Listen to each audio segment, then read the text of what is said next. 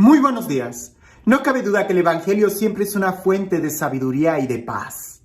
Cuando leí el Evangelio el día de hoy, a pesar de que es un Evangelio que lo hemos meditado mucho en diferentes fiestas que celebramos en la iglesia y que es un Evangelio tan rico en significado, en promesas, cuando lo leí en esta ocasión, inmediatamente me vino esta idea a la mente. En tiempos difíciles, ¿cómo no perder la paz? Si ya hemos perdido tantas cosas, el trabajo, el dinero, oportunidades, no pierdas la paz. Eso es algo importante. En el momento en que tú pierdas la paz, ¿qué importa si tienes dinero? Si perdiste la paz, ya no vas a poder disfrutar nada. Por eso, ¿cómo no perder la paz? Bien, pues el día de hoy, sí, en el Evangelio, pero también celebrando esta fiesta del nacimiento de la Virgen María. El día de hoy celebramos el nacimiento de la Virgen María. La Virgen María es una persona que nos enseña muy bien a no perder la paz. Toda la vida de la Virgen María, desde su concepción, que celebramos el 8 de diciembre, y el día de hoy, el nacimiento, 8 de septiembre, toda la vida de la Virgen María, a nosotros nos debe dejar bien claro esta situación. Hay cosas que no son parte de la naturaleza humana, y una de esas situaciones es el pecado. Nosotros no necesitamos el pecado para crecer, al contrario, el pecado es un estorbo, el pecado nos obstaculiza el poder crecer. El celebrar y recordar la Virgen María es celebrar y recordar que también nosotros podemos crecer sin pecado. A veces nosotros decimos, ay, pues es que déjalo, pues así es. No, así no somos. Nuestra naturaleza es una naturaleza limpia, sí, tenemos esa tendencia a pecar, pero eso es otra cosa. El día de hoy, si nosotros queremos permanecer en la paz, si nosotros queremos disfrutar la vida, no necesitamos un carro, no necesitamos una casa, ni siquiera necesitamos un trabajo. Lo que necesitamos es no perder la gracia, no perder la paz, no perder la relación con Dios. Y el Evangelio nos va a hablar de eso, de una situación difícil que un hombre tuvo que tomar. Y sin embargo, supo tomar la mejor decisión. Y eso no solamente le cambió su vida, sino que nos abrió a nosotros la puerta a recibir muchas bendiciones. Antes de leer el texto del Evangelio, quiero recordarte que hay varias opciones para la lectura del Evangelio. Usualmente todos escogemos la misma, pero hay varias opciones. Así que antes de que alguien me diga, padre, se equivocó de lectura, depende de la región en la que estés, del país en el que estés, de la diócesis en la que estés y aún así del Evangelio que quieras tomar. Algunas fiestas tienen lectura para la vigilia, para la mañana, para mediodía o para el día. Yo estoy eligiendo esta. Entonces, si tú elegiste o tu párroco en tu parroquia eligieron otra lectura, yo creo que no te hace daño el meditar un segundo evangelio. Porque después de todo, ¿cuántas veces comes al día? ¿1, 2, 3? Y seguramente que cada alimento que haces al día no es el mismo. Entonces no tengamos miedo de meditar otro evangelio, de profundizar en otro texto. Y el que elijo es el Evangelio de Mateo capítulo 1, versículo 18 en adelante, y dice así. Cristo vino al mundo de la siguiente manera. Estando María, su madre, desposada con José, y antes de que vivieran juntos, sucedió que ella, por obra del Espíritu Santo, estaba esperando un hijo.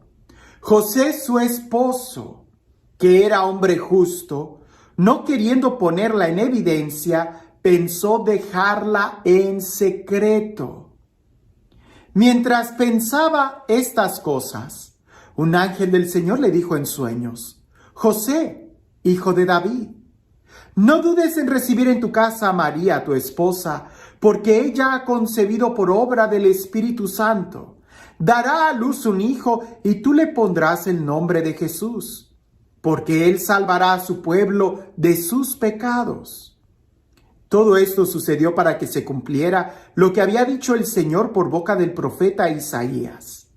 He aquí que la Virgen concebirá y dará a luz un hijo, a quien pondrán el nombre de Emmanuel, que quiere decir Dios con nosotros. Tú podrás decir, pero ¿cuál es el problema ahí? Bueno, mucho. Ponte en el lugar de San José. Te acabas de desposar con una persona. Y es que el desposorio o el matrimonio, sobre todo en esa región, en esa época, consistía en varias etapas. Y una de las etapas que era el desposorio, que era, pudiéramos decir, una etapa previa al matrimonio en sí, que era ya llevársela a vivir a tu casa, en ese desposorio donde era como si ya se firmara un acta de matrimonio, donde realmente el varón ya tenía derechos sobre la mujer. Pero el Evangelio pone bien claro que todavía no vivían juntos y que María estaba embarazada por obra del Espíritu Santo y que María va y le dice a José, oye, estoy embarazada por obra del Espíritu Santo. Y José es un hombre justo. Y la palabra justicia en la Biblia tiene una gran relación, similitud, o pudiéramos decir casi sinónimo, con santidad. Y en una situación ordinaria, normal, si el varón sabe que su mujer no es virgen o está embarazada de otro varón, él no la puede tomar porque él asumiría el pecado de ella. Pero en el caso de José y de María, resulta que José sabe que no puede tomar ese niño porque no es de él. Pero tampoco va a denunciar a María porque si la denuncia la van a matar, la van a apedrear. Y José cree en la palabra de María, pero al mismo tiempo él no puede tomar ese niño porque él está buscando la voluntad de Dios. Y la voluntad de Dios es que no puede tomar un niño que no es de él. Por eso él decide renunciar a María, despreciar a María en secreto. Es decir, él no le va a decir nada a nadie del por qué la está dejando. Eso significa una decisión muy fuerte para José. Él ya tiene un problema encima. El problema es, ¿la tomo o no la tomo? ¿La llevo a mi casa o no la llevo a mi casa? Si la llevo a mi casa, pues estoy haciendo algo que no es bueno. Pero si la denuncio, la van a matar. Y eso tampoco es bueno. Entonces él decide rechazarla en secreto. No decir nada y simplemente nunca llevársela a vivir con él. Eso va a poner en juego la reputación de José. Y creo que esa es una enseñanza. Primero es, ¿qué es lo que a nosotros nos preocupa más? ¿Nuestra reputación? ¿Nuestra fama? ¿El qué dirán de nosotros? ¿O el resolver un problema? Y José está viendo que es más importante salvar la vida de María, salvar la vida de ese niño y buscar una solución. Y no tanto como su reputación. Eso no importa. A él le importa lo que Dios diga de él, no lo que la gente diga de él. Por eso, si en cierta situación de tu vida tú estás en un problema, que no te importen los demás.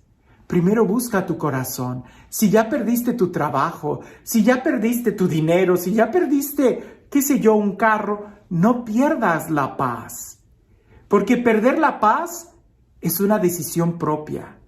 Pudiera estarse derrumbando muchas cosas, pero tú eres quien elige perder o no perder la paz. Tú no eres responsable de las cosas que sucedan a tu alrededor. Tú solamente eres responsable de cómo reaccionas. Y tú eres el único quien tiene control en tu corazón. Por eso, primer punto que nosotros pudiéramos decir es, decide. ¿Quieres perder la paz? ¿Quieres seguir perdiendo? Yo creo que no. Punto número 1, pudiéramos decir, no te adelantes, no tomes decisiones luego, inmediatamente, no reacciones, porque usualmente cuando reaccionamos mal y después nos arrepentimos. Si José hubiera estallado en cólera, hubiera gritado, hubiera salido de la casa rasgándose las vestiduras y diciendo, ella está embarazada y yo no soy el padre de ese niño, pues sí, todo el mundo hubiera entendido esa reacción de José, pero las consecuencias no iban a ser nada buenas. No te adelantes, tranquilo. Segundo, no entres en terrenos difíciles, en terrenos donde tú no puedas salir, en terrenos donde tú vas a, pudiéramos decir, tú vas a hacer el problema más grande. Tranquilo, que lo que vayas a hacer no empeore las cosas. Y pudiéramos decir, el tercer punto es, revisa que hay muchas opciones. No siempre la justicia es la mejor respuesta. José, por orden de justicia, él pudiera haber denunciado a María, pero él descubrió que había otro camino, el amor, la confianza. Alguien pudiera decir, José, pero vas a perder tu reputación. ¿Y a quién importa el qué dirán? A él importa lo que Dios dice de él.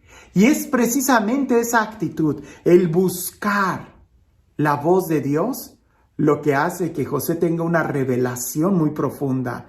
Porque es hasta ese momento donde él entiende el rol que él va a tener en la historia de la salvación. Él va a tomar a María y cuidar a ese niño, que será el Salvador. Lo que aparentemente era una desgracia, era un gran problema, en realidad era una gran bendición para José.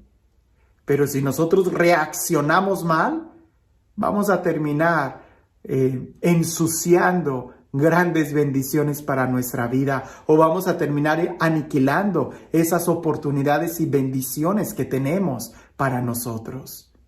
Así que es ahí, escuchando la voluntad de Dios, buscando la voluntad de Dios en primer lugar, donde Dios cambia nuestros planes. No tengas miedo de que Dios cambie tus planes. Dios es experto en cambiar planes. Nosotros hacemos nuestros planes y Dios se ríe de ellos. Tú solamente confía en Dios y sigue avanzando. Deja todo lo demás en sus manos. Porque podemos perder muchas cosas, pero si nosotros seguimos en pie, con la paz, con la gracia de Dios, seguramente podremos esperar cosas mayores. Y este Dios, el Dios de la abundancia, el Dios que nos ama, el Dios que continuamente quiere bendecirnos, quiere pronunciar su palabra, el Dios que quiere cambiar nuestros planes por planes mejores, que sea Él quien el día de hoy nos bendiga, en el nombre del Padre, del Hijo y del Espíritu Santo. Recuerdo esta anécdota que creo que es muy propia para reflexionar en este tiempo.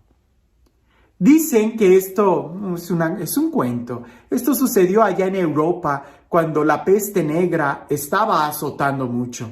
Una gran epidemia que ahí estaba sucediendo. Cuentan que había pueblos incluso que de 10 habitantes, 7 personas, de cada 10, 7 morían a causa de la peste negra. Esto está documentado en la historia, esto es verdad. El cuento empieza a continuación. Que había un monje que estaba caminando de un pueblo a otro cuando vio al ángel de la muerte, al ángel de la peste negra, que iba caminando. Y el monje, por curiosidad, le pregunta al ángel, ¿a dónde vas? Y él dice, voy a entrar a ese pueblo de donde tú estás saliendo y voy a llevarme a 100 personas de ahí. Van a morir por la peste negra. Y aquel monje se sorprende y dice, 100 personas son muchas. Y el ángel le dice, son más que suficientes. El monje sigue su camino, el ángel de la muerte entra al pueblo y mata a las 100 personas de la peste negra. Tiempo después el monje regresa a ese pueblo y se da cuenta que no fueron 100 personas, fueron más de 50,000 personas las que murieron por la peste negra. El monje se sorprendió mucho y dijo, pero a mí me dijeron que solamente iban a ser 100. Bueno, viene de salida el monje y se vuelve a topar con el ángel. Y el monje le dice, oye, además de ser tú el ángel de la muerte, veo que también eres un mentiroso. Y el ángel de la muerte le dice, no, ¿por qué dices eso? Y dice, tú me dijiste que solamente te ibas a llevar a 100 personas y resulta que murieron más de 50,000. Y el ángel le contesta, yo solamente me llevé 100, pero detrás de mí vino el ángel del miedo y él se llevó el resto. A veces es así. Tenemos un problema, pero el problema no es el problema. El problema es que a veces nosotros no sabemos cómo manejarlo y el miedo llega y nos vence. Si tenemos un problema o una situación difícil, por favor, no pierdas la paz, no pierdas la esperanza, no pierdas la fe. Si ya has perdido tantas cosas, no pierdas la paz. Y a ejemplo de San José, busca la dirección de Dios, que Dios es el único quien puede escribir derecho en renglones torcidos y Él puede cambiar ese problema por una gran bendición. Que tengas un excelente día.